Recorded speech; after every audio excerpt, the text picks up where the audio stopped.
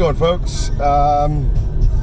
Mini rant observation on a Monday night, driving back from the office, and just had been listening to a bunch of Peter Gabriel earlier this evening, and it's kind of playing in the background right now.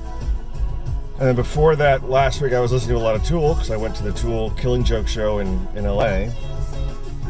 And before that, I had been going through one of my regular bouts of listening to a lot of King Crimson, because I do that. It's what you do. And I realized that all three had a common element in that certainly, Fripp had played live with Tool and had produced and worked with Gabriel in various capacities over the years. But more importantly, they shared a producer and engineer by the name of David Bottrill. As a matter of fact, Tool had borrowed him pretty much from his work in Crimson, and previous to Crimson he had done work with Gabriel. And I realized that he seems to be able to exact a particular, not a specific drum sound from each drummer, because Danny Carey doesn't sound like Manu Katché, doesn't sound like Pat Mastelotto, but he evinces something I think that actually is part of his signature, which is an incredibly full, warm, powerful drum sound that doesn't get too sterile and doesn't sacrifice punch for that sometimes a lot of drummers that play super hard and super heavy, and especially in a lot of nu metal groups, or kind of current alt metal favorites, is this overly ringing kind of drum sound where everything's tuned up too tight. It's like they all kind of took cues from Stuart Copeland and did them wrong.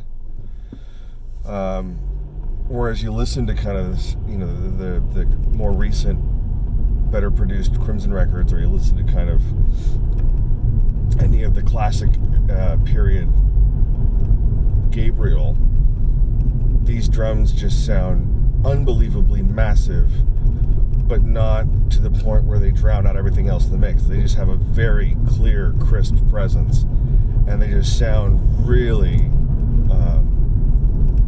they're catchy. Like especially if you are a drummer or like drumming, like they just sound spectacular. It's one thing to hear a really good drummer, and certainly all the drummers in those bands are quite good.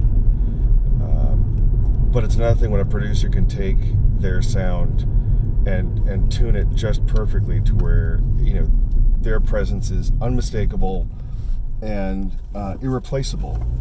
They just always sound great. They always have great presence. And so I think that's actually just one of those things that it just dawned on me, that's one of those things that Bottrill did, and it's probably pretty underrated.